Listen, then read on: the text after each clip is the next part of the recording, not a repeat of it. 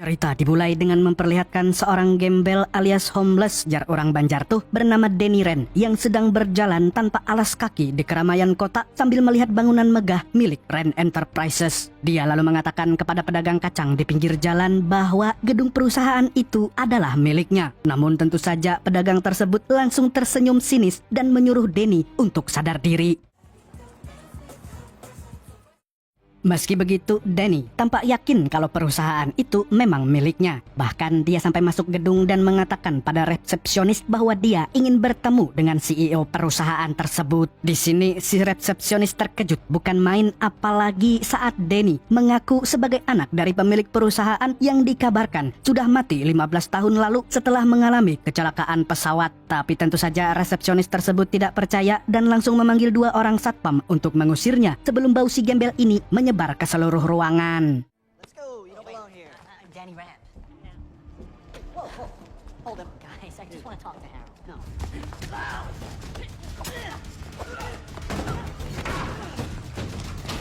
Tak disangka-sangka ternyata gelandangan ini menguasai teknik kungfu tingkat tinggi dan mampu mengalahkan dua satpam itu dengan mudah. Setelah itu dia pun bergegas naik ke ruangan CEO dengan mencuri kartu akses milik salah satu karyawan. Setelah berhasil masuk, Denny bertemu dengan kakak adik bernama Ward dan Joy yang juga merupakan teman masa kecilnya. Dan ternyata mereka berdua adalah pemimpin baru di perusahaan tersebut. Di sini Denny mencoba meyakinkan mereka bahwa dirinya adalah Denny Ren. Dia juga mengatakan kalau 15 tahun yang lalu dia berhasil selamat dari kecelakaan pesawat dan dirawat oleh sekelompok biksu di tempat bernama Kowloon. Namun karena seluruh keluarga Denny sudah dianggap tewas, mereka pun sama sekali tidak percaya. Apalagi penampilan Denny lebih mirip pengemis lampu merah daripada pewaris perusahaan. Alhasil mereka pun langsung mengusirnya. Time. Take this crazy piece of shit away. Look, Lord, don't do this. Real stupid once all this is cleared up. You look like Danny, right?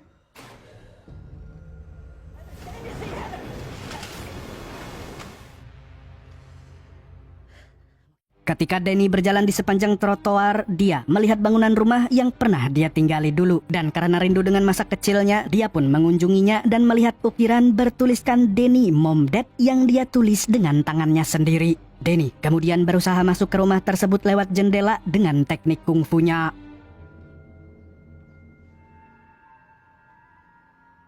Di sana, dia bernostalgia dengan kenangan masa lalu bersama keluarga, serta masa kecilnya dengan Joy dan Ward. Rupanya, rumah itu sekarang ditinggali oleh keluarga Joy. Jadi sebelum ketahuan, Denny pun buru-buru keluar agar tidak dilaporkan ke polisi. Karena tidak memiliki tempat tinggal, Denny memilih untuk istirahat di taman kota, tepatnya di bawah pohon besar. Lalu tidak berselang lama, dia didatangi sesama gembel. Namun, orang itu berbeda dari gembel pada umumnya, di mana dia memiliki iPhone keluaran terbaru. Gembel Amerika memang next level. Selain itu, dia juga meminjamkan iPhone-nya agar Denny bisa mencari informasi tentang masa lalunya. Dan setelah googling, dia pun mendapat informasi bahwa keluarganya memang sudah dinyatakan mati, termasuk ayah Ward dan Joy yang meninggal dengan sangat mencurigakan. The whole family died in a plane crash. Look up Harold Meacham. Thanks. Pretty much alike. Special creatures. Keesokan harinya, Denny menghampiri Joy yang hendak berangkat kerja. Dan sekali lagi dia berusaha meyakinkan Joy kalau dia benar-benar Denny, temannya sewaktu kecil. Akan tetapi Joy masih belum yakin bahwa dia adalah sahabatnya. Lalu ketika Denny hendak meyakinkannya lagi, ada sebuah taksi yang menyambar dan...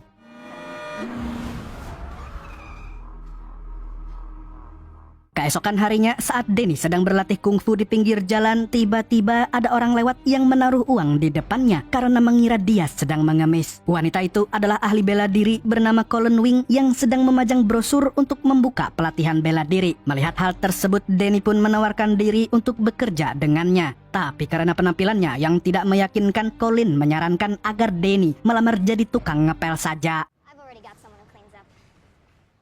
Suatu ketika, Denny nekat mendatangi basement gedung Ren Enterprises lalu membajak mobil dan memancing Ward untuk masuk. Dan di dalam mobil, Ward mencoba menghentikannya dengan menodongkan pistol. Tapi dengan teknik kungfunya, dia berhasil membalikan keadaan. Karena ketakutan, Ward pun mengatakan kalau dia akan memberikan uang asalkan Denny pergi dan tidak mengganggunya lagi. Namun, Denny sama sekali tidak butuh uang. Yang dia inginkan hanya mengetahui apa yang sebenarnya terjadi setelah dia dan keluarganya kecelakaan pesawat. Mendengar itu, Ward pun mulai menceritakan bahwa keluarga Ren telah dinyatakan meninggal dalam kecelakaan pesawat di Himalaya. Namun anehnya, bangkai pesawat tersebut tidak ditemukan, begitu pula mayat Denny dan kedua orang tuanya. Jadi, kecelakaan itu memang sangat janggal, seolah disebabkan oleh hal gaib. Selain informasi tersebut, Ward sama sekali tidak tahu apa-apa. Tapi meski begitu, Denny tetap mendesaknya untuk memberikan informasi lebih. Hanya saja Ward masih belum percaya kalau gelandangan yang ada di mobilnya ini adalah teman masa kecilnya sebelum ada bukti tes DNA. Merasa kecewa, Denny pun mengatakan kalau Ward belum berubah sejak kecil dulu. Dia masih memiliki sifat yang sangat menjengkelkan. Dan tanpa basa-basi lagi, Denny langsung tancap gas untuk memberitahu Ward bagaimana rasanya kecelakaan. Stop. Stop the car! Stop the car! Setelah insiden tersebut, Ward memperingatkan kalau dia tidak akan tinggal diam jika Denny berani mengusiknya lagi. Kemudian kita diperlihatkan dengan dojo milik Colin yang merupakan tempat latihan karate, jujutsu, PSHT, dan bela diri lainnya. Di tempat ini, Colin tampak sedang melatih murid-murid barunya cara untuk menggunakan pedang. Lalu setelah kelas selesai, Denny datang untuk menantang Colin bertarung. Karena dalam tradisi Kunlun, jika seseorang datang ke perguruan lain harus melakukan duel dengan gurunya sebagai penghormatan. Hanya saja, Colin menolak ajakan tersebut. Belum menyerah, Denny pun menawarkan diri untuk menjadi pelatih kungfu di sana. Tapi lagi-lagi wanita itu menolak dan mengusirnya saat itu juga. You really need to leave. Practice sword smack you hard on the side of the face. One last time. Please go. Hey.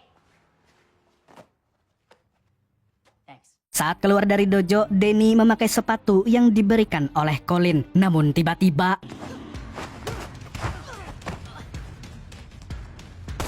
ternyata mereka adalah orang suruhan Ward. Di sisi lain, Colin yang melihat itu pun tidak tinggal diam dan berusaha menolong Denny. Tapi dia sangat terkejut ketika melihat aksi Denny dalam menghadapi para jamet seorang diri.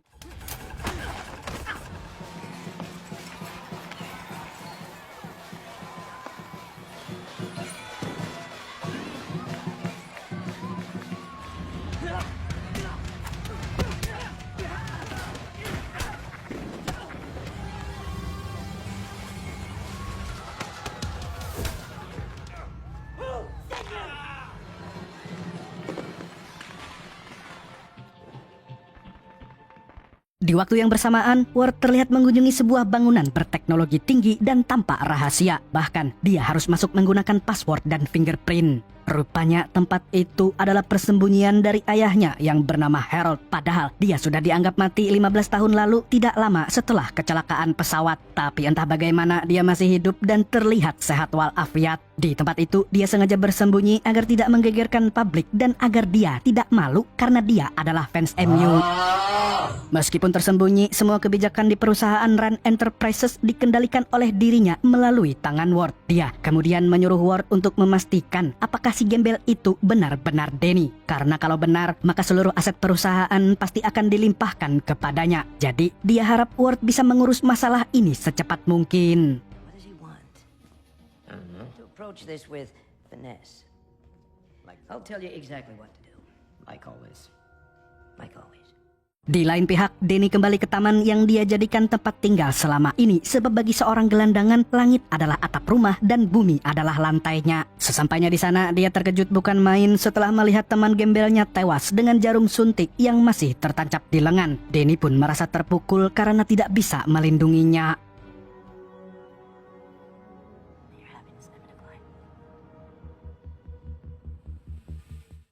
Keesokan paginya saat orang-orang mulai bekerja, Denny menyusup ke ruangan Joy dan sontak hal itu membuat wanita itu terkaget-kaget serta bingung bagaimana caranya Denny bisa masuk ke ruangan tersebut.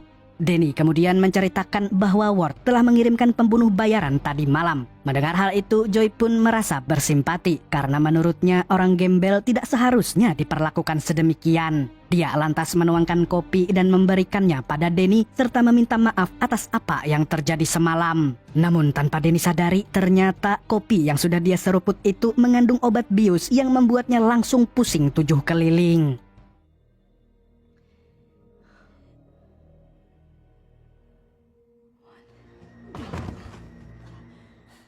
Dan ketika sadar dari pingsannya, dia sudah berada di rumah sakit jiwa dengan kondisi tubuhnya yang telah diikat. Dalam kondisi tersebut, dia hanya bisa pasrah sembari mengenang saat-saat kecelakaan pesawat sebab dia yakin malaikat maut akan segera menjemputnya.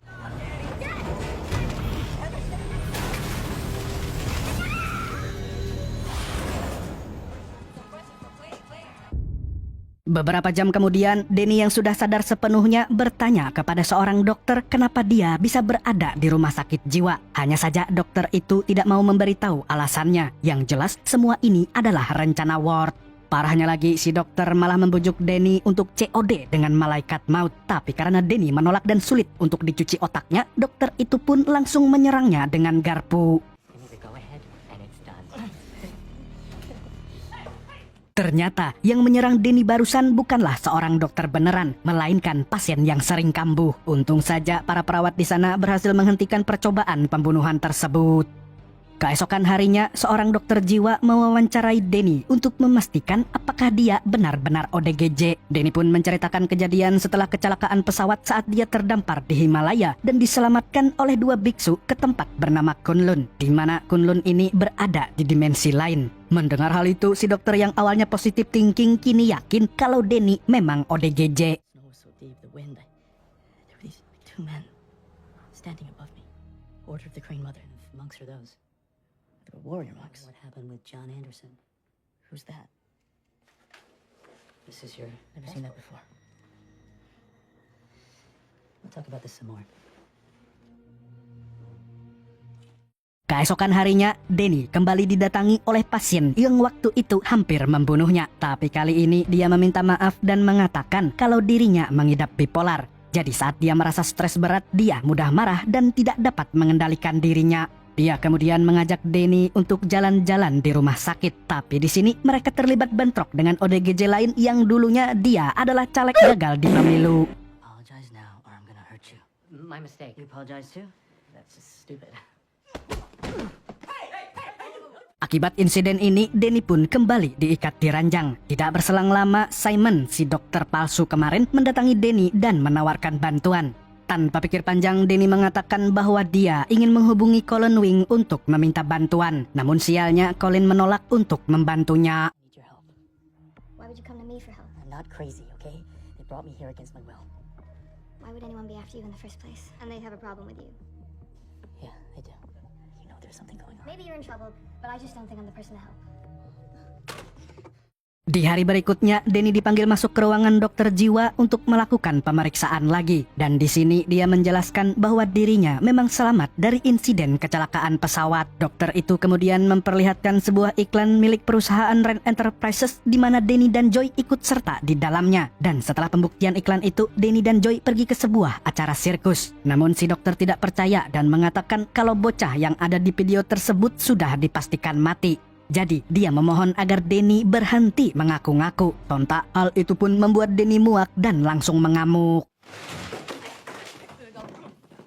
Malam harinya si dokter menghubungi Joy untuk melaporkan kondisi Denny serta menanyakan apa kegiatan yang dilakukan setelah pembuatan iklan 15 tahun yang lalu. Joy pun memberitahu kalau dia pergi ke sirkus bersama Denny dan kedua orang tuanya. Seketika dokter itu pun menyadari bahwa gembel yang ada di rumah sakitnya adalah Denny yang asli. Di waktu yang bersamaan, Ward mendatangi dojo milik Colin karena dia sudah tahu kalau Denny sempat menghubungi tempat tersebut dari RSJ. Di sini dia bertanya dari mana Colin mengenal sosok gembel itu. Mendengar itu, Colin menjawab bahwa dia sama sekali tidak mengenalnya. Denny memang pernah datang ke dojonya tempo hari walaupun bau badannya masih sampai sekarang.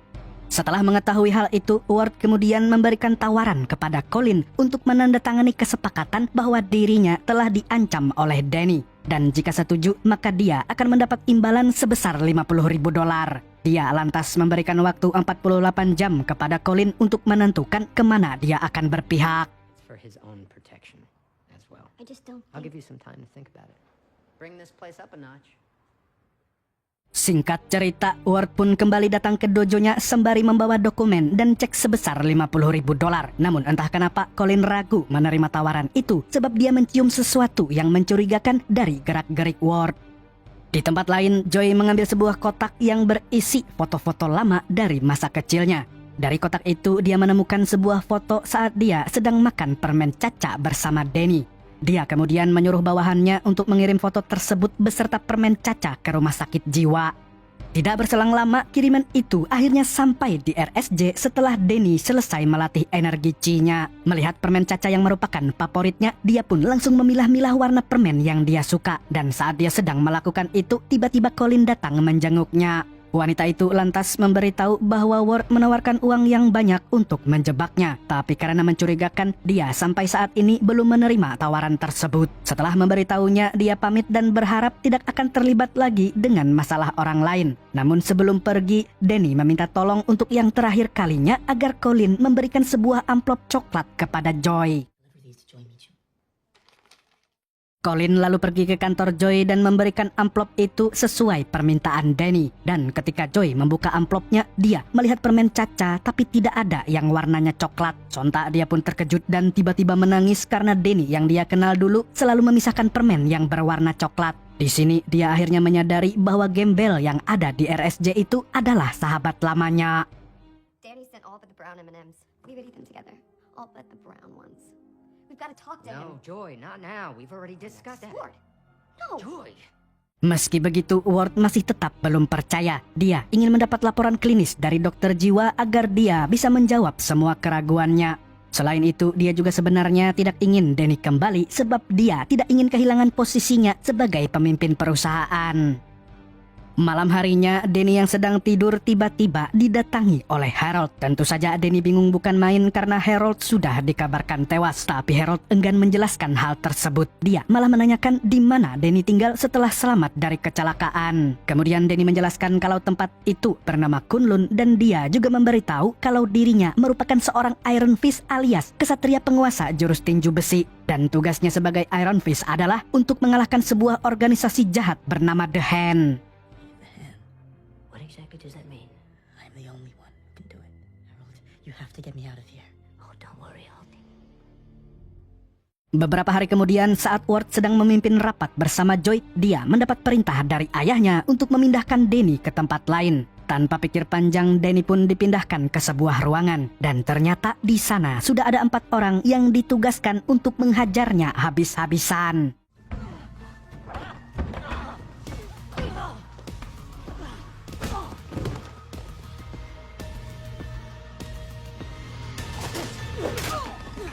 Tapi bukannya babak belur, Danny justru bertambah kuat. Dan rupa-rupanya semua pukulan lawan itu membuat kekuatan Iron Fist-nya muncul lagi setelah sekian lama. Dan tanpa membuang-buang waktu, dia pun bergegas menggunakan tinjunya untuk melarikan diri.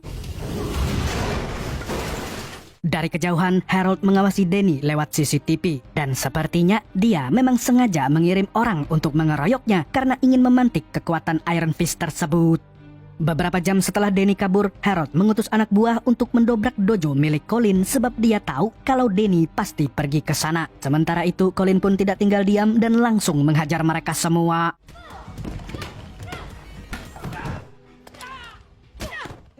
Sebagai ahli karate, tentu saja para jamet itu tidak ada apa-apanya. Dan sebelum kehilangan kendali, dia menyuruh mereka untuk pergi sejauh mungkin. Setelah mereka keluar dari sana, Danny yang dari tadi bersembunyi di langit-langit pun muncul. Dia lantas meminta maaf kepada Colin karena telah membuat dojonya rusak. Dia juga berjanji akan membereskan semua masalahnya tanpa merugikan orang lain. Colin yang sudah muak pun langsung mengusirnya.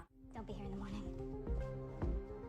Keesokan paginya, Colin dibuat terkejut karena Danny ternyata belum pergi dari dojonya dan malah berlatih seenaknya tanpa minta izin. Merasa terganggu, dia pun kembali mengusirnya dari sana. Akan tetapi Danny berkilah dan mengatakan kalau dia masih di sana untuk melindungi perguruan tersebut. Apalagi menurutnya gaya bertarung Colin masih kurang gahar saat melawan orang suruhan Harold. Jadi dia berinisiatif untuk melindunginya. Kesal karena diceramahin seorang gembel, Colin pun sudah kehilangan kesabarannya dan langsung menyerangnya saat itu juga.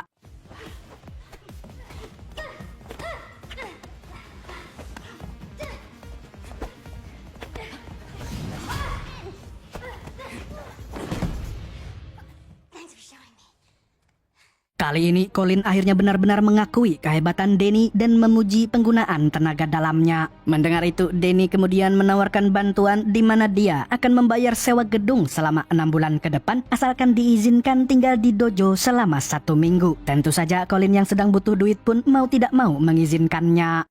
Okay, whatever. But you sleep in that corner. Okay. You're the boss. Malamnya, Ward kembali mengunjungi ayahnya di tempat persembunyian. Di tempat ini, dia mengingatkan ayahnya tentang sebuah transaksi dengan seorang pengusaha. Tapi kali ini, Harold menyuruh Ward untuk mengajak adiknya dalam transaksi tersebut. Tanpa pikir panjang, Ward pun mengajak Joy untuk bertemu pengusaha bernama Raj Patel yang ternyata sudah menunggu di dalam mobil limosin sambil minum-minum. Mereka lantas membawa Patel ke sebuah rumah sakit rahasia di mana mereka akan menunjukkan seorang bocah yang sedang sekarat dan memiliki golongan darah O negatif. Joy kemudian berkata bahwa jika bocah itu mati, maka dia akan memberikan organ hatinya kepada Patel yang butuh donor untuk anaknya. Namun dengan syarat Patel harus menjual dermaga Red Hook miliknya. And the pier is my buyer.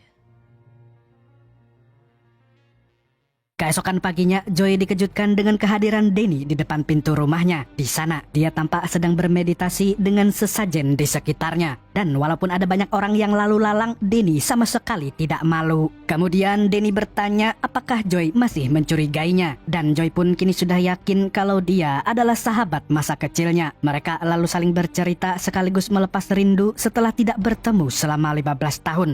Di satu sisi Joy senang karena sahabatnya kembali, tapi di sisi yang lain dia juga prihatin dengan kondisi Danny saat ini. Di tengah obrolan, Joy mengeluarkan sebuah dokumen yang berisi perjanjian bahwa Danny harus mengubah namanya. Dengan begitu, dia bisa mendapatkan uang sebesar 100 juta dolar. Tapi Danny menolak tawaran itu sebab dia tahu kalau perjanjian ini berarti dia tidak akan mewarisi perusahaan orang tuanya. Di sini Joy memberitahu kalau semua orang sudah menganggapnya mati. Jadi kemungkinan dia juga tidak akan bisa mengklaim warisannya. Dan daripada tidak mendapatkan apa-apa, toh lebih baik menerima tawaran tersebut. Namun sebagai orang yang teguh pendirian, Danny tetap menolaknya. Away from $100 million. It's not about money. This is how it works. Setelah itu, Danny pergi ke makam keluarganya untuk menenangkan diri dari rasa kecewanya kepada Joy. Di sini, dia menatap batu nisan yang bertuliskan namanya. Dan dia tahu kalau di dalam sana tidak ada mayat satupun sebab mayat ayah dan ibunya tidak pernah ditemukan. Namun anehnya ada taburan bunga di sekitar batu nisan tersebut. Dan menurut penjelasan kuncen kuburan di sana, ada seseorang yang selalu berkunjung dan menaburkan bunga di makam keluarga Ran. Di sisi lain, Colin tampak khawatir ketika melihat salah satu muridnya yang babak belur. Murid tersebut lalu menjelaskan bahwa luka di wajahnya dia dapat setelah mengikuti pertarungan jalanan. Dia terpaksa melakukannya karena memiliki seorang ibu dan 2 orang adik yang harus dinafkahi. Awalnya Colin ingin marah kepadanya, tapi dia juga tidak bisa membantu banyak. I have to live today. You dishonor yourself when you fight for money. Malam harinya, dengan diam-diam, Colin mendatangi sebuah klub tarung jalanan yang sering didatangi oleh muridnya. Dia kemudian masuk ke dalam ring dan memperkenalkan dirinya sebagai Putri Sang Naga. Tentu saja semua orang langsung mentertawakan namanya yang kocak dan sok keras. Tapi dia sama sekali tidak gentar meskipun lawannya adalah petarung terbaik di sana. Sebab dia harus memenangkan pertarungan demi membantu muridnya yang kesulitan uang. Lalu dengan mengerahkan teknik karatenya yang mumpuni, dia pun mampu mengejutkan semua orang.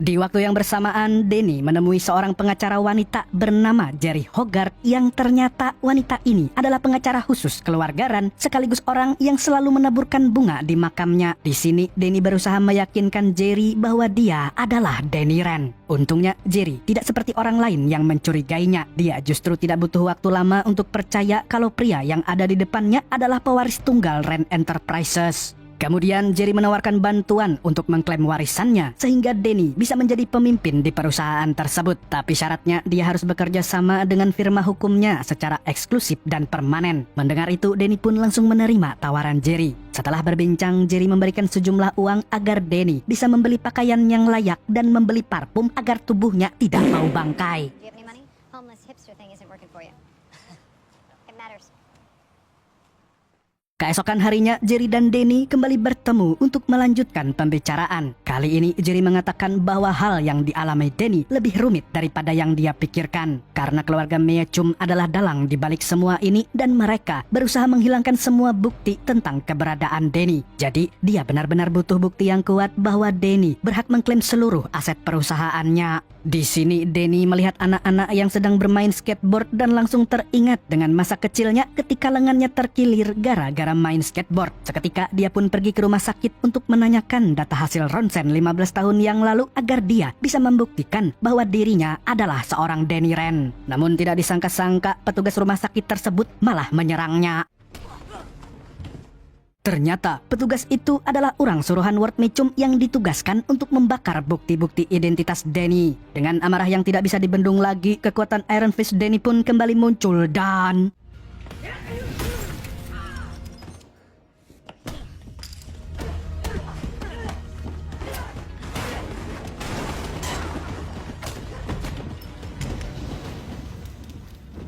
Sialnya, si Jamet berhasil kabur setelah membakar ruangan tersebut. Sementara itu, Danny memutuskan untuk menyelamatkan petugas yang pingsan di sana sambil membiarkan dokumen yang belum terbakar sepenuhnya. Dalam keadaan marah, Danny pergi ke restoran tempat Ward dan Joy sedang makan. Di sana, dia tampak sangat kecewa pada mereka berdua yang sudah dia anggap seperti saudaranya sendiri, namun malah tega melakukan hal-hal jahat kepadanya. We don't want you here. I have Hogarth now. We're coming for you. Keesokan paginya, Danny dan Jerry menghadiri pertemuan di kantor Ward untuk mengklaim warisannya. Dalam pertemuan tersebut, Jerry menjelaskan bahwa Danny meminta hak penuh sebagai pewaris tunggal perusahaan dan ingin memiliki 51% saham alias menjadi pemegang saham terbanyak. Pengacara itu kemudian mengeluarkan sebuah mangkok keramik dari dalam tasnya sebagai barang bukti. Rupanya, mangkok tersebut adalah benda milik Danny saat ia masih kecil, di mana dia berniat memberikannya sebagai hadiah ulang tahun untuk Joy. Dan di bagian bawahnya ada sidik jari Danny yang masih tertempel. Dengan sidik jari itu, dia bisa membuktikan kalau dirinya memang Danny Rand, sang ahli waris perusahaan. It is an exact match. It proves Danny's identity, and that is all we need. Fine. We will see you in court. Could've just taken the money and had a great life. Setelah pertemuan tersebut, Danny melihat foto ayahnya bersama Harold di mana mereka berdua adalah sahabat baik. Tapi dia tidak habis pikir kenapa keluarga Harold ingin menguasai perusahaan itu sendirian. Tidak berselang lama, dia melihat Ward yang terlihat buru-buru. Dan karena gerak-geriknya mencurigakan, dia pun memutuskan untuk mengikutinya. Ternyata Ward pergi menuju tempat persembunyian ayahnya. Namun tempat itu memiliki teknologi keamanan tingkat tinggi sehingga membuat Danny harus memanjat gedung dan berusaha masuk lewat jendela. Tapi tiba-tiba... Singkat cerita, Danny pun siuman setelah terjatuh dari gedung tersebut. Dan sekarang dia sudah berada di apartemen rahasia milik Harold Meachum. Ternyata orang yang mendorongnya semalam adalah Ward. Di sini dia pun bertanya bagaimana Harold masih hidup padahal semua orang sudah tahu kalau dia sudah meninggal. Harold lalu menjelaskan kalau dia menderita kanker tak lama setelah Danny mengalami kecelakaan pesawat. Kemudian pada suatu hari ada komplotan rahasia bernama The Hand yang menyelamatkannya dari kematian. Namun syaratnya Harold harus mau bekerja sama dengan The Hand dan mengendalikan Rand Enterprises untuk keuntungan mereka. Sebenarnya Danny bingung kenapa The Hand bisa masuk ke dunia nyata karena selama ini dia dilatih oleh para biksu untuk melawan mereka di Kunlun. Tapi ternyata komplotan rahasia itu malah berada di New York. Di sini dia menjelaskan kepada Harold kalau The Hand adalah kelompok yang berisi manusia-manusia berkekuatan super yang bisa membahayakan dunia. More like Satan and his demons than anything real. Is this something you're supposed to do? It's what the Iron Fist is supposed to do. Menurut Harold, satu-satunya orang yang bisa mengalahkan The Hand adalah Danny alias Iron Fist. Jadi dia harap Danny mau membantunya melawan mereka agar dirinya tidak diatur-atur lagi. Hanya saja Denim belum bisa membantu banyak karena dia harus menyelesaikan pengambilan warisan terlebih dahulu. Mendengar itu, Harold pun meminta Ward untuk langsung memberikan 51% saham perusahaan kepada Danny tanpa pengadilan. Dengan begitu, Danny bisa fokus untuk membantunya melawan The Hand. Dan dengan berat hati, Ward pun terpaksa menuruti keinginan sang ayah. Are you kidding me? Maybe we should give him his dad's old office while we're at it. This isn't a negotiation. Oh. What about now? Only recently I've got big plans for you, Danny. Joy closed the deal on the pier. Talk with her. Where was it? Red Hook. We've needed a fighter like you back in the family. Keesokan harinya, Danny mengadakan jumpa pers yang menyatakan bahwa dia resmi dinobatkan sebagai pemegang saham terbesar di perusahaan tersebut. Setelah acara selesai, Ward memimpin rapat untuk meresmikan posisi Danny sebagai bos yang baru. Sedangkan Danny terlihat sangat kaku karena dia sebenarnya tidak tahu apa-apa tentang perusahaan, bahkan dia sendiri hanya lulusan sekolah rakyat. Dalam rapat ini, Ward juga menjelaskan kalau Rand Enterprises akan menjual obat-obatan dalam jumlah besar dan harga yang sedikit lebih mahal. Namun Danny tidak setuju dengan rencana itu karena menurutnya obat harus dijual dengan harga murah. Jadi dia menghimbau seluruh direksi untuk mencari cara lain dalam mendapat keuntungan. Tapi yang jelas dia ingin semua jenis obat dijual murah. Tentu saja para direksi tidak setuju dengan rencana tersebut. Hanya saja mereka tidak bisa berbuat apa-apa karena keputusan Danny sudah tidak bisa diganggu-gugat. Rand wants to put his foot down on this. We'll do it. Yes. This is ridiculous. Di lain pihak, Colin kembali datang ke arena tarung jalanan dan meminta bayaran 2 kali lipat dari biasanya jika dia bisa menang melawan 2 orang sekaligus. Sang promotor acara pun setuju karena Colin adalah petarung yang hebat. Dan benar saja, dia mampu mengalahkan kedua lawannya dengan sangat mudah.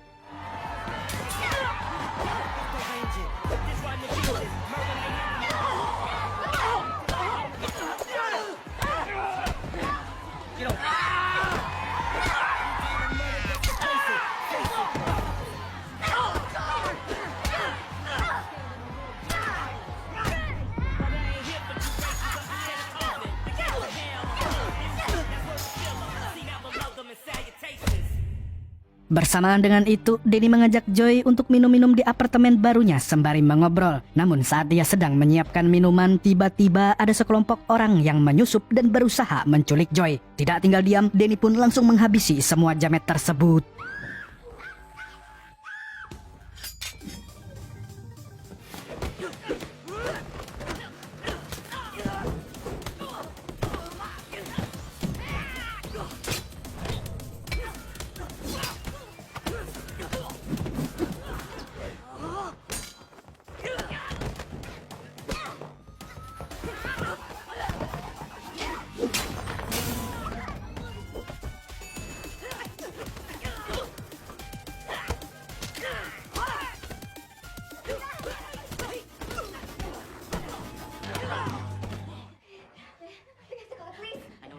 Sebelum para jamet datang lagi, Danny mengajak Joy pergi ke dojo milik Colin untuk mencari perlindungan sekaligus menanyakan kelompok yang ingin menculik Joy. Setelah mendengar deskripsi dari Danny, Colin langsung tahu kalau kelompok tersebut adalah geng kapak. Walaupun namanya mirip dengan merek minyak angin, namun geng tersebut merupakan geng trayek paling berkuasa di dunia underground New York. Tanpa pikir panjang, Danny pun langsung mendatangi sebuah restoran yang menurut Colin adalah markas geng kapak. Di sana dia bertemu dengan ketua geng yang bernama Yang dan langsung bertanya kenapa anggotanya ingin menculik Joy. Yang pun menjawab bahwa Joy telah menghancurkan bisnisnya karena wanita itu telah membeli sebuah dermaga Red Hook yang seharusnya menjadi milik rakyat. Mendengar ini, Danny langsung menjelaskan bahwa The Hand memaksa perusahaannya untuk mengambil alih dermaga tersebut. Setelah mendengar nama The Hand, Yang seketika merasa ketakutan dan meminta Danny untuk menyampaikan permintaan maafnya kepada Joy. Please extend our deepest apologies to Miss Meacham.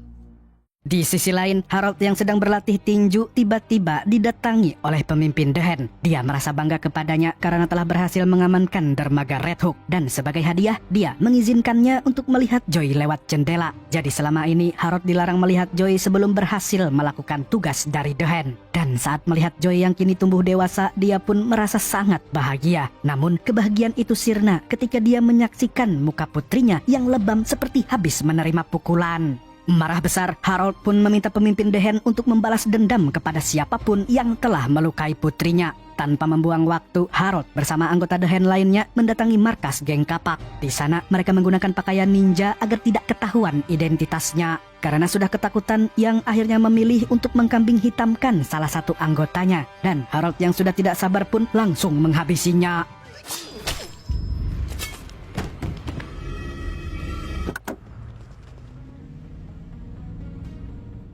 Keesokan harinya saat sedang berlatih di apartemennya, Danny tiba-tiba menerima kiriman sebuah mangkok merah. Di dalam mangkok itu terdapat sebuah surat dari Yang, di mana ketua geng itu memberi sebuah pesan yang bisa menjadi petunjuk kenapa The Hand bisa ada di New York. Jangan-jangan The Hand adalah PDD. Usai mendapat pesan dari Yang, Danny menyadari kalau di dalam mangkok itu ada sebungkus barang haram. Dan setelah diselidiki oleh salah satu ahli kimia di kantornya, dia menjadi sangat yakin kalau benda itu memang barang haram. Dia pun bergegas pergi ke ruangan Ward untuk memberitahu hal tersebut. Dan menurutnya, Yang ingin memberitahu kalau The Hand berencana menggunakan dermaga Red Hook untuk bisnis ilegal melalui perusahaannya. Apalagi Rand Enterprises adalah perusahaan farmasi, jadi lebih mudah untuk memproduksi barang haram. Akan tetapi Ward sama sekali tidak mengerti dengan ucapan Danny. Dan sejak awal, dia tidak pernah percaya dengan keberadaan The Hand. I have real business in the real world to deal with. But Harold, That's between the two of you. leave you to it then.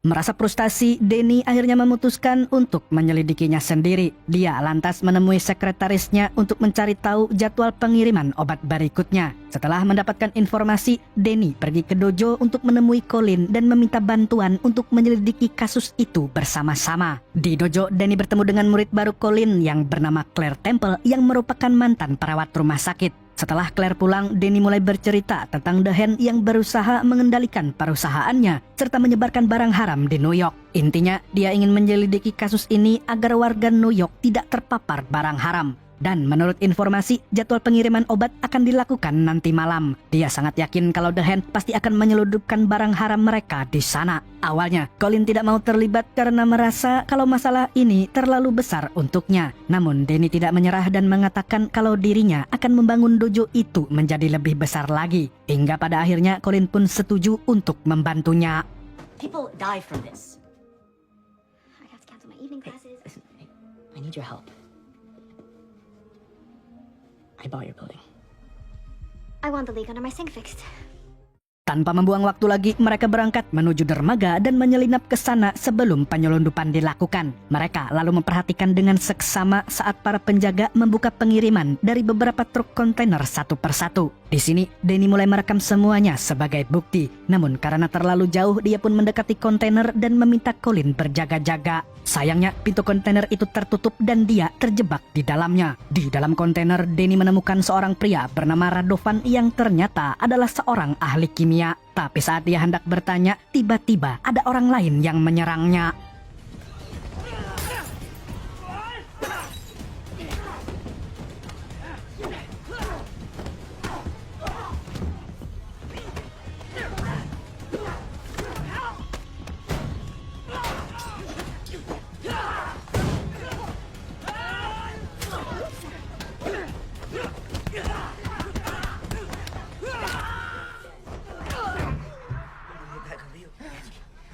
I got you.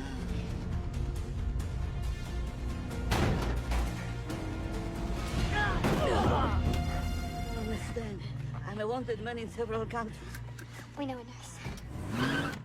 Setelah berhasil menyelamatkan Radovan, Danny dan Colin membawanya ke dojo agar bisa diobati oleh Claire. Beruntung Claire mampu menyelamatkan nyawa ilmuwan tersebut. Setelah diobati, Radovan bersikeras ingin diantarkan ke anaknya yang sedang disandra oleh The Hand. Mendengar nama itu, Claire pun merasa ketakutan teringat dengan teman kerjanya yang pernah dibunuh oleh sindikat tersebut. Di sini, Radovan meminta agar Danny mau menyelamatkan putrinya sebab dia tidak punya siapa-siapa lagi selain gadis itu. Kemudian dia menjelaskan bahwa dirinya adalah penemu formula barang haram yang kini diperjualbelikan oleh The Hand.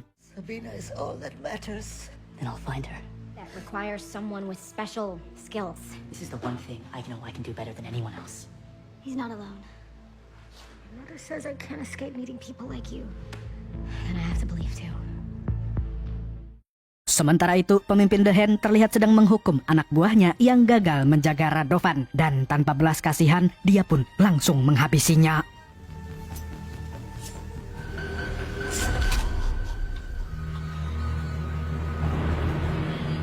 Keesokan harinya, Denny menerima laporan dari sekretarisnya di mana ada beberapa gudang penyimpanan obat yang belum dicek. Tidak lama kemudian, Ward juga datang ke ruangannya. Denny lalu menjelaskan bahwa dia menemukan pembuat barang haram yang dipaksa oleh The Hand. Meskipun Ward tampak ragu, dia tetap setuju untuk mendampingi Denny dalam pengecekan gudang-gudang obat. Yeah. Singkat cerita, mereka sudah mengunjungi beberapa gudang. Namun, Ward mulai merasa kesal dan menganggap Denny hanya membuang-buang waktu. Tapi saat membuka salah satu kontainer, mereka terkejut melihat seonggok mayat. We have to call the police. We have to call... Hey! What the hell are you doing? Di samping mayat ada sebuah tulisan yang intinya mengundang Denny untuk bertemu seseorang. Setelah pengecekan, Denny langsung menuju dojo untuk memberitahu Colin dan Claire tentang undangan dari The Hand. Dalam undangan tersebut, dia memberitahu bahwa jika dapat mengalahkan para petarung terbaik, maka anak Radovan akan dilepaskan. Tanpa membuang-buang waktu, Denny pun langsung mempersiapkan diri untuk memenuhi undangan mereka. Di sini, Colin menawarkan diri untuk membantu, tetapi Denny menyuruhnya tetap tinggal dan menjaga Radovan. Why are you so confident? They'll kill you. Right? Doubt leads to death. Malam harinya, Denny pergi ke alamat yang ada di undangan. Di tempat itu, pemimpin The Hand akhirnya menampakkan diri dan ternyata dia adalah mbah-mbah bernama Madame Gao. Kalau ini mah kepleset di kamar mandi juga innalillahi. Sebelum pertarungan dimulai, Madame Gao menegaskan lagi bahwa Denny boleh membawa anak Radovan jika berhasil mengalahkan petarung-petarungnya. Tidak berselang lama, dua pendekar kembar mengiris tangan mereka dan membuat lingkaran, di mana jika seorang petarung keluar dari lingkaran itu, maka dia dinyatakan kalah. Dan tanpa banyak cincong lagi, pertarungan pun dimulai.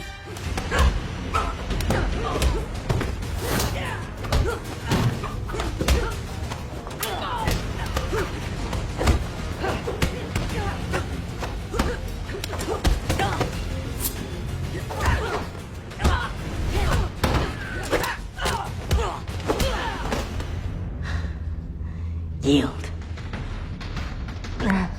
Dengan mudah, Denny mampu mengalahkan dua petarung itu tanpa perlu mengeluarkan semua kekuatannya. Kemudian, Denny masuk ke tantangan berikutnya. Dia lantas melangkah ke dalam ruangan yang dipenuhi asap tebal dengan kain spray yang menggantung di langit-langit. Di tengah ruangan, ada seorang petarung wanita yang dijuluki pengantin 9 laba-laba. Namun, dia tidak mengandalkan fisik untuk bertarung, melainkan dengan rayuan maut. Are we gonna fight or not? How does that make you feel?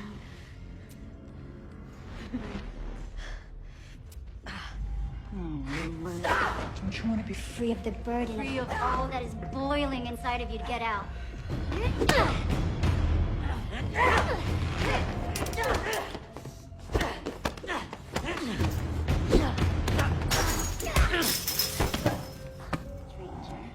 There's no need?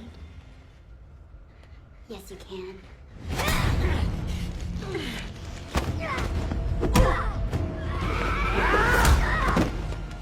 Di pertarungan selanjutnya, Denny harus melawan seorang ahli tombak mematikan. Saat diminta untuk memilih senjata, Denny dengan percaya diri menjawab kalau dialah senjatanya.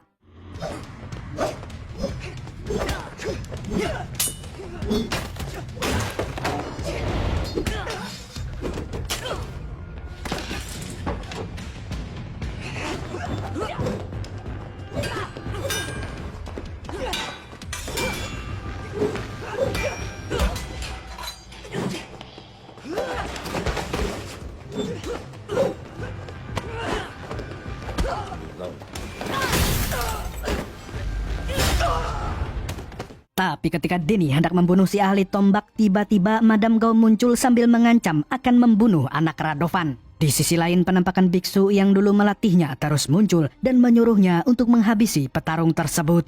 Dalam situasi terdesak, Denny pun terpaksa mengalah dan menyetujui tawaran untuk membiarkan ahli tombak itu hidup. Setelahnya, Madame Gao akhirnya menyerahkan gadis itu kepada Denny. Madam Gao lalu berkata bahwa dia tahu ayah Danny, dan hal itu pun menyulut emosinya karena Danny menganggap Madam Gao adalah orang yang telah membuat keluarganya tewas. Tapi saat dia hendak menyerang ketua The Hand itu, tiba-tiba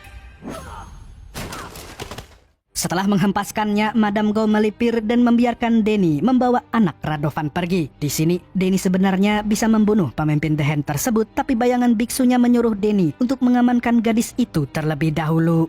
Setelah semuanya selesai, Danny kembali ke dojo dan meminta bantuan Colin untuk menjahit luka-luka di tubuhnya. Di sini, Colin memintanya untuk tidak ke rumah sakit dulu karena khawatir kalau Madam Gao akan menyusupkan orang untuk membunuhnya di sana. Selesai mengobatinya, Danny menerima pesan dari Claire yang memberitahu bahwa anak Radovan telah dibawa ke tempat yang aman. Setelah mendengar kabar itu, Danny dan Colin pun akhirnya bisa bernafas lega. Mereka berdua lalu curhat sambil minum-minum serta membicarakan tentang tato naga yang ada di dada Danny dan juga kekuatan Iron Fist miliknya. Tapi seperti kata Nabi, kalau laki-laki dan wanita berduaan di sebuah ruangan, maka yang ketiganya adalah Saiton. Mereka berdua yang sebenarnya sudah saling suka sejak awal pun akhirnya tidak bisa menahan perasaan mereka lagi.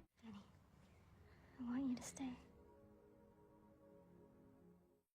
Di waktu yang bersamaan, Ward dipanggil ayahnya untuk melakukan sebuah tugas penting. Dan tidak disangka-sangka, ternyata tugas yang dimaksud adalah mengubur orang-orang yang baru saja dihabisi oleh sang ayah. Di titik ini, Ward sebenarnya sudah mulai muak dengan sikap ayahnya yang terlalu aneh, terutama semenjak bangkit dari kematian. Tapi sebagai anak, dia hanya bisa pasrah dan menerima semua perintahnya. Bahkan dia rela mengkonsumsi obat penenang sebab dia selalu mengalami gejala panik saat menjalankan tugas dari ayahnya.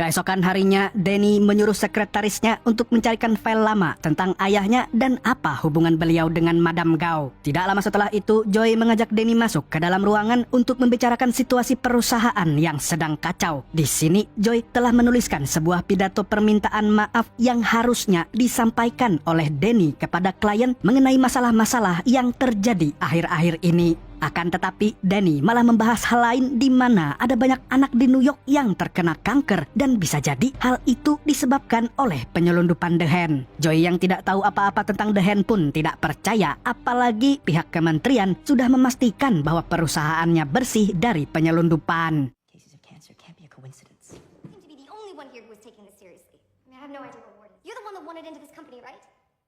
Ketika mereka sedang bersih tegang, Madam Gao dan pengawalnya tiba-tiba muncul di sana. Sontak Danny pun terkejut dengan kehadiran pemimpin The Hand tersebut. Tanpa pikir panjang, Danny pun meninggalkan Joy untuk berbicara dengan Madam Gao dan menanyakan apa maksud kedatangannya. Mendengar itu, Madam Gao hanya tersenyum sambil mengatakan kalau dia sudah berada di perusahaan itu jauh lebih lama daripada Danny sendiri, yang artinya dia memang sudah lama mengontrolnya. Dan ketika Danny hendak menyerangnya, Madam Gao dengan cepat mengangkat tangannya lalu mengancam akan menghajarnya dengan tenaga dalam. Dia juga mengajak Danny untuk bicara baik-baik daripada baku hantam. Danny lalu bertanya bagaimana Madam Gao bisa mengenal ayahnya. Tapi bukannya menjawab, mafia sakti itu malah tersenyum lalu menyuruh Danny untuk fokus jadi pengusaha saja. Did you make him an offer too? It's your responsibility now. Karena masih penasaran, Danny pun membuntuti Madam Gao yang ternyata memiliki kartu akses Rand Enterprises. Dan agar tidak ketahuan, dia pun menggunakan kekuatan Iron Fist-nya untuk mengikuti Madam Gao lewat jalur lift, di mana nenek-nenek itu pergi ke lantai 13 yang tampaknya sudah lama dikosongkan. Dan sepertinya ada banyak karyawan di perusahaan ini yang telah menjadi antek-anteknya The Hand. Di sini, Danny melihat seorang wanita yang merupakan anggota The Hand. Wanita ini kemudian melapor kepada Madam Gao terkait proses penyelundupan barang haram serta serbuk ajaib jenis baru yang dibuat dengan formula milik Radovan. Selain itu, dia juga memberitahu kalau Yang dan geng kapak masih belum mau bekerja sama. Mendengar itu, Madam Gao pun berkata kalau geng tersebut harus segera disingkirkan. Hatchetman won't be a problem much longer. We should brighten up this office. Setelah Madam Gao pergi, Danny pun langsung melumpuhkan anggota The Hand yang masih berada di sana.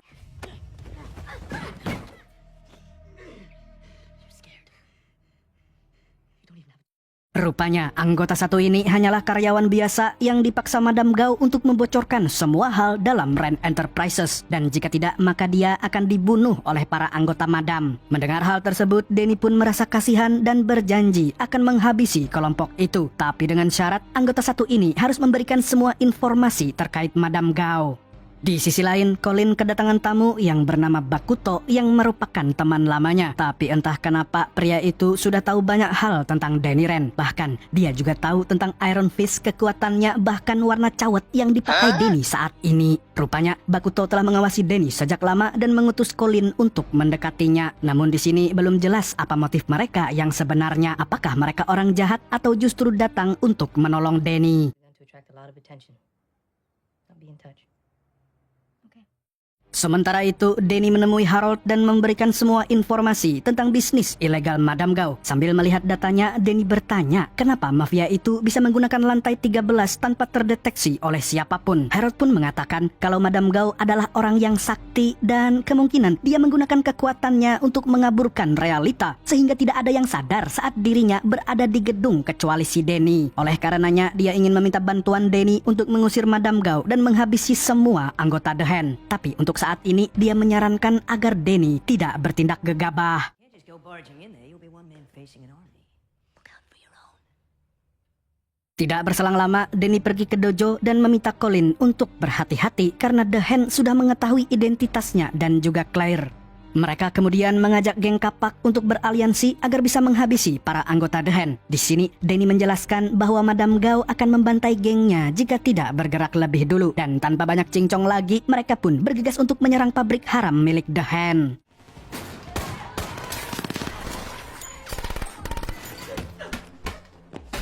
Saat penyerangan terjadi, Denny dan Colin menemukan Radovan yang sebelumnya sudah selamat, kini tersandra lagi. Parahnya, kali ini dia benar-benar sudah sakaratul maut dan tidak punya waktu lebih banyak untuk bertahan hidup. Sebelum menghembuskan nafas terakhirnya, dia memberitahu Denny dan Colin bahwa Madam Gao kini sedang berada di kota Anzhou, Cina. Anzhou.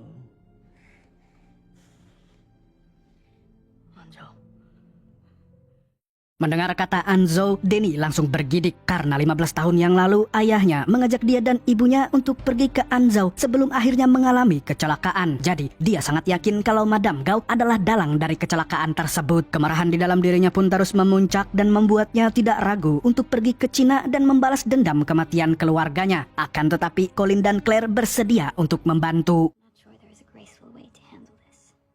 Di waktu yang bersamaan, Ward mendatangi ayahnya sambil misuh-misuh karena ternyata sang ayah telah menarik semua saldo di rekening rahasianya. Harold pun mengatakan kalau semua uang itu adalah hasil korupsi, jadi Ward sebaiknya mengembalikannya sebelum ketahuan oleh direksi. Dalam situasi seperti ini, dia seharusnya fokus untuk mengalahkan The Hand, bukan malah mengkorupsi uang perusahaan. Tidak terima karena selalu diatur-atur, Ward pun nekat mengambil pisau dan menghabisi ayahnya sendiri.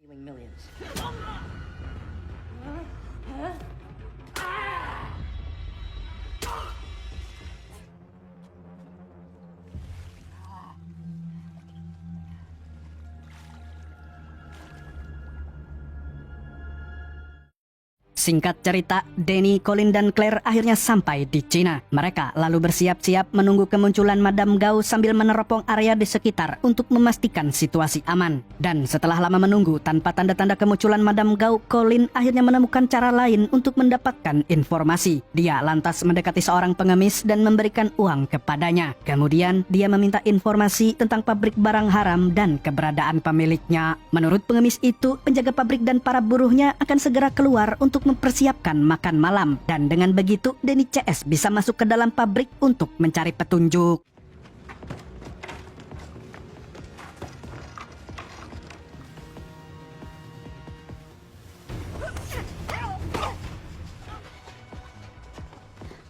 Di dalam pabrik, Colin menemukan simbol yang menyerupai tato di dada Denny. Denny lalu menjelaskan bahwa simbol itu adalah lambang Kunlun, tempat para Iron Fist berasal. Sepertinya Madam Gao berniat memfitnah dirinya sebagai pemasok barang haram di New York, dan oleh karena itu dia pun mulai menuangkan zat kimia yang mudah terbakar untuk membumi hanguskan pabrik tersebut. Sementara itu di luar pabrik, Claire mengawasi situasi dengan waspada dan tidak lama setelah itu dia melihat Madame Gao dan para pengawalnya memasuki area pabrik. Untuk mengalihkan perhatian, Claire pun membunyikan klakson mobilnya dengan keras sebagai tanda bahaya. Dan seketika Madame Gao langsung memerintahkan anak buahnya untuk mengecek pabrik dan sekitarnya.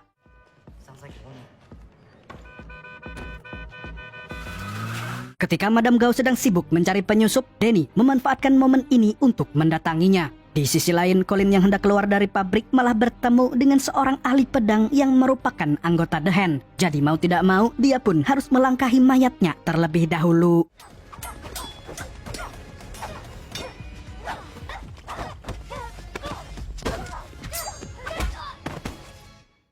Sementara itu, Danny yang hendak menyerang Madame Gao dihadang oleh seorang penguasa jurus dewa mabuk. Dan tidak hanya mabuk alkohol, orang ini juga mabuk janda, mabuk judi yang tidak hanya mabuk kekuasaan karena itu perilaku Mulyono. Awalnya, Danny mengira kalau orang itu hanyalah gelandangan biasa. Tapi ternyata skill kungfunya jauh di atas rata-rata.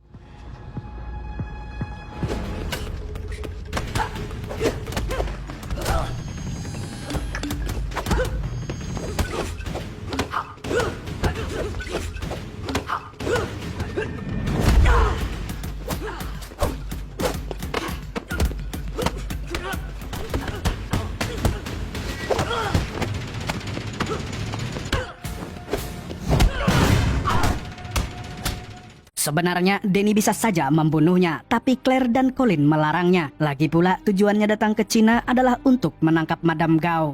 Dan tidak lama kemudian orang yang dicari-cari itu akhirnya muncul. Di sini Danny kembali bertanya apakah Madame Gao terlibat dalam kematian ayah dan ibunya. Namun lagi-lagi mafia sakti itu berbelit-belit dan tidak mau menjawab pertanyaan hingga membuat Danny muak. Dan ketika situasi semakin tegang, Madame Gao mengerahkan anak buahnya untuk menghabisi Danny CS.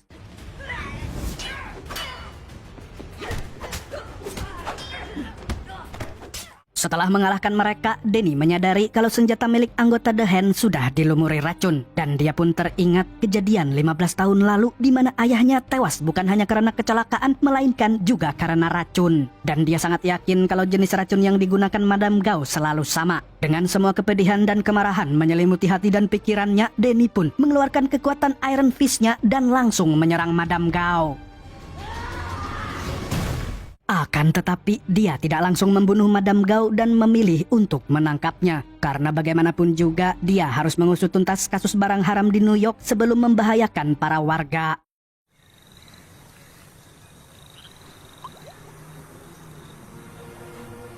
Di sisi lain, kita diperlihatkan dengan sebuah hal yang sangat mencengangkan di mana Harold bangkit dari kematian setelah dibunuh oleh anaknya sendiri. Lalu dengan perasaan dendam yang mendalam, dia kembali ke apartemennya. Dan tentu saja, hal tersebut membuat Ward terkaget-kaget. Sorry, Ward.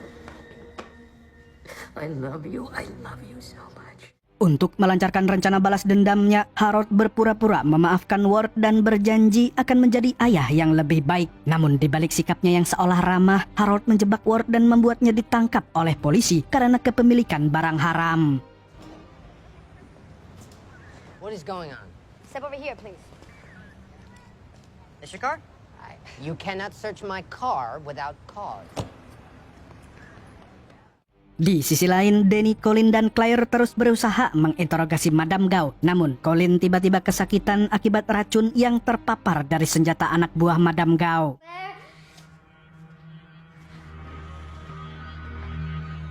Dalam keadaan kritis, dia meminta Danny untuk memanggil Bakuto sebab dia adalah satu-satunya orang yang bisa menyembuhkannya. Begitu Bakuto tiba, dia meminta bantuan Danny untuk memusatkan energi Chi-nya ke tangan agar bisa mengeluarkan racun dari tubuh Colin.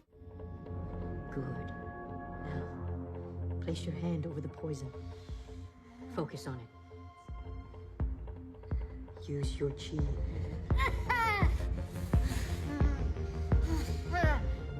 You're safe. Di sisi lain, Joy dipanggil ke apartemen milik Harold tanpa tahu siapa yang mengundangnya. Dan ketika melihat sosok ayahnya masih hidup, matanya pun mulai berkaca-kaca. Karena yang dia tahu, ayahnya sudah meninggal 15 tahun lalu.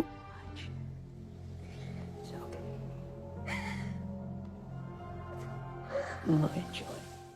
Bersamaan dengan itu, Denny CS yang berhasil menyelamatkan Colin memutuskan untuk membawa Madame Gao ke tempat yang lebih aman sesuai arahan Bakuto. Namun dari kejauhan ada seorang pria misterius yang mengawasi mereka dengan penuh kecurigaan. Kemudian Bakuto membawa mereka ke padepokan miliknya yang merupakan tempat teraman untuk saat ini. Dan rupanya padepokan ini adalah tempat Colin menimba ilmu bela dirinya. Selain itu, Bakuto dan semua orang yang ada di sana sudah dia anggap seperti keluarga sendiri. This is my family, Danny. Thanks for showing me how to heal her.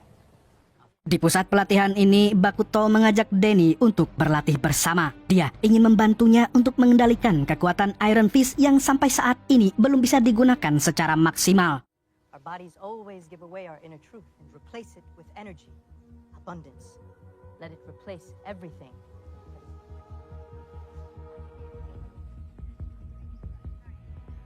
How do you feel? Tapi meskipun Bakuto terlihat seperti orang yang baik, Denny masih menyimpan sedikit rasa curiga mengingat ada banyak hal yang misterius terkait identitas Bakuto. Dan tentu saja rasa curiga ini mendorongnya untuk menyelidiki lebih lanjut. Dia lalu memutuskan untuk menyelidiki area terlarang di tempat tersebut. Dan di sana dia melihat Madame Gao yang tengah dikurung dalam penjara. Di sini Madame Gao mengisyaratkan bahwa lokasi itu adalah milik The Hand dan Denny sudah tergocek selama ini. They are stealing your ability to trust. It's not true. What are you talking about? Open your eyes, The Hand. Merasa tak percaya, Denny pun langsung menanyakan hal tersebut kepada Colin. Awalnya wanita itu berusaha mengelak, namun pada akhirnya Colin mengaku bahwa dia dan semua orang di tempat itu adalah anggota The Hand. I wanted to tell you from the beginning. Listen to me. Give me a chance to explain what? Sontak Denny pun kecewa dan merasa dihianati oleh wanita yang dia cintai. Setelah mengetahui fakta ini, dia menyelinap ke ruangan monitor CCTV yang ternyata menampilkan rekaman aktivitasnya. Jadi dari awal Bakuto dan seluruh antek The Hand memang sudah mengawasinya sejak awal kedatangannya di New York. Dan tidak lama setelah itu, Bakuto muncul di sana dengan sifat aslinya. Seketika Denny pun melampiaskan amarahnya dengan membrutal sejadi-jadinya. And you failed.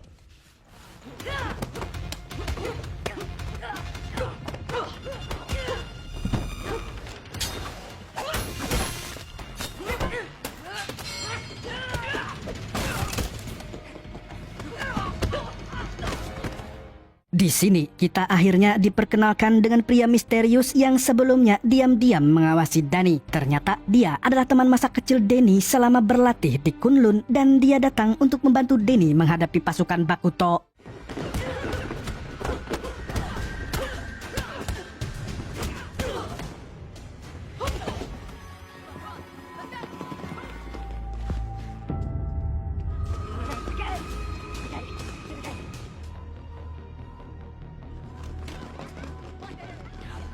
We're off time.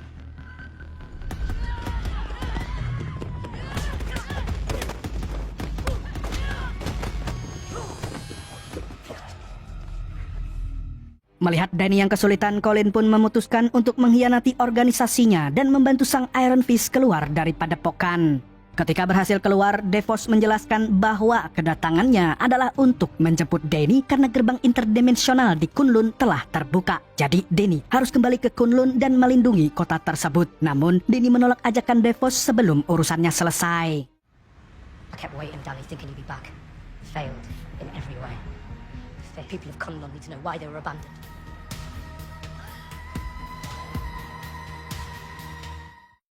Pertentangan batin dan kesetiaan Danny terhadap Kunlun pun semakin teruji karena di satu sisi dia ingin melindungi Kunlun, tapi di sisi lain dia tidak mungkin meninggalkan New York sebelum mengalahkan organisasi The Hand. Dia pun memohon agar DeVos mengerti dengan situasi yang sedang dia hadapi.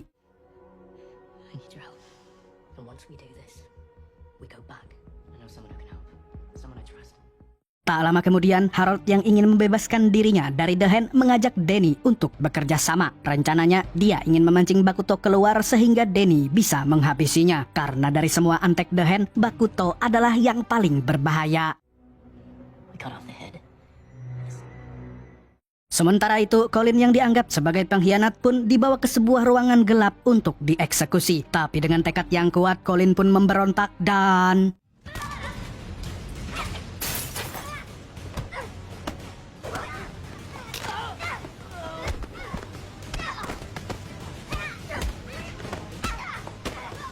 Setelah berhasil keluar, Colin langsung melarikan diri dan menemui Danny. Di sini, dia benar-benar merasa menyesal karena telah membohonginya selama ini. Namun, Danny masih belum terima dengan pengkhianatan tersebut.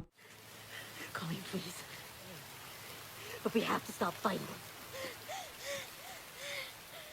Tapi karena ikatan batin mereka sangat kuat, Danny pun akhirnya memaafkan Colin. Dan pada saat yang bersamaan, DeVos melihat mereka dengan tatapan kecewa sebab dia tidak ingin sahabatnya tertipu muslihat wanita lagi. Di sisi lain, Bakuto mengunjungi Ward di pusat rehabilitasi di mana orang itu sedang berhalusinasi melihat sosok ayahnya. Setelah Ward sadar, Bakuto mengatakan kalau dia butuh Ward untuk memancing Danny keluar. Dan sebagai imbalannya, dia akan membantu Ward membalas perbuatan ayahnya. All of this and freedom from your father forever helped me capture the Iron Fist.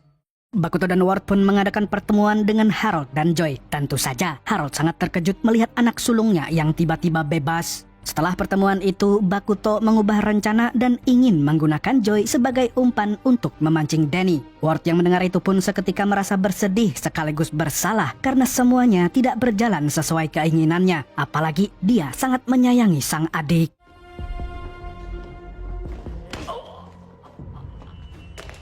Sorry about that.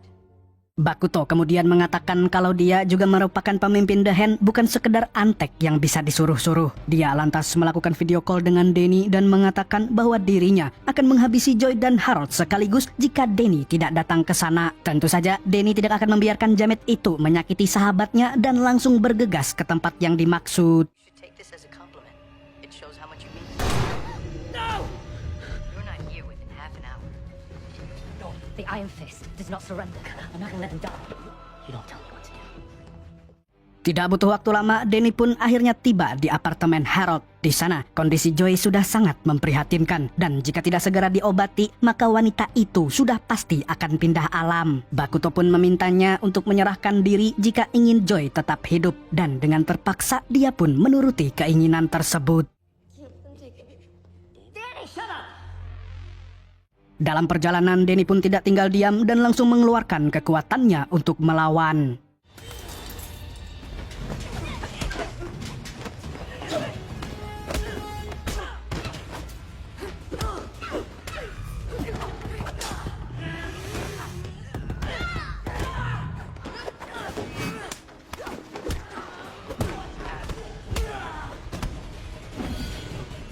Berkat bantuan Colin dan DeVos, Danny pun mampu menghabisi anak buah Bakuto. Setelah itu, dia dan kedua temannya itu mengejar pemimpin The Hand tersebut. Kemudian, Colin yang berhasil memojokkannya pun mengajak Bakuto untuk berduel.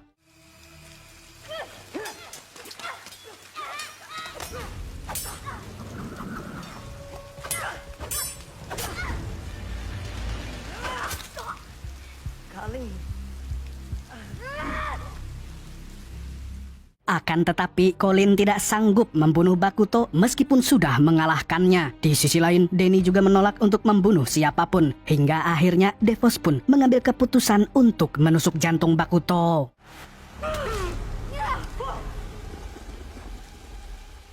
Tindakan itu pun membuat Danny marah besar sebab DeVos bertindak seenaknya. Namun, DeVos mengatakan kalau membunuh adalah bagian dari tanggung jawab Iron Fist. Hanya saja Danny malah bersikap seperti seorang pengecut dan pada akhirnya dua sahabat ini pun saling baku hantam.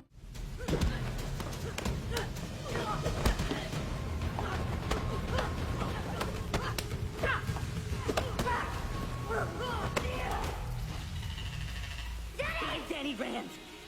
And I'm the Iron Fist.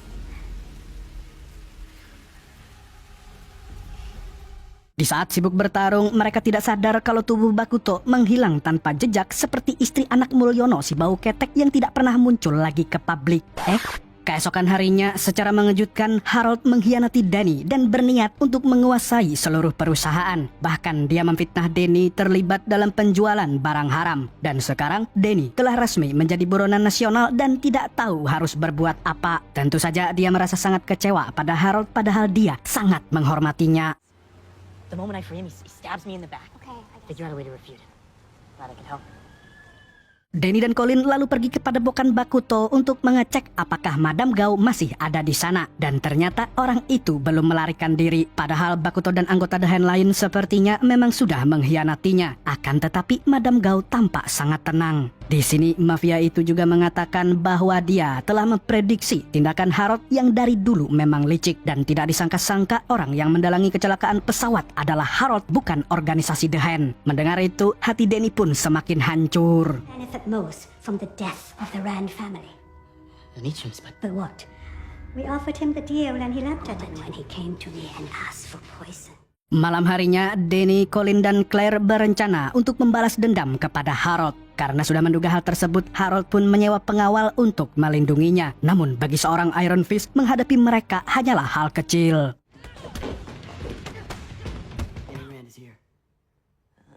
Let's get ready for him.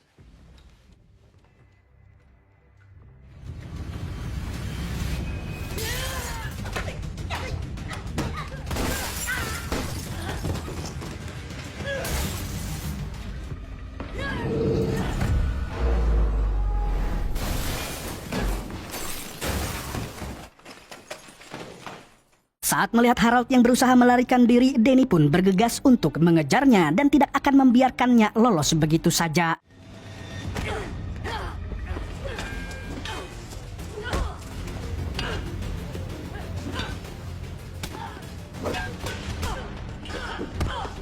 Harold pun hanya bisa pasrah ketika perutnya tertancap besi. Akan tetapi dia masih belum menyerah dan tetap ingin menghabisi Danny.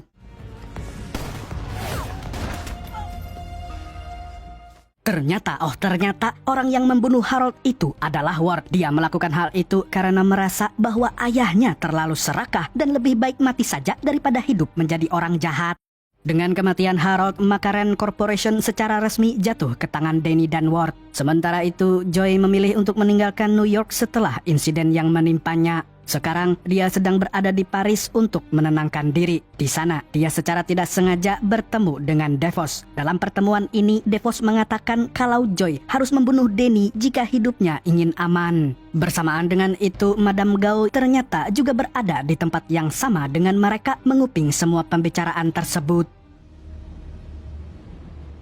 Di akhir cerita, Danny dan Colin melakukan perjalanan ke Himalaya untuk memasuki gerbang interdimensi milik Kunlun. Sesampainya di sana, mereka justru dikejutkan dengan mayat para biksu yang berlumuran darah, menandakan bahwa The Hand telah menyerang Kunlun. Sebagai Iron Fist, Danny pun merasa sangat gagal, padahal tugas utamanya adalah untuk melindungi tempat tersebut. Dan series pun tamat dengan banyak pertanyaan menggantung.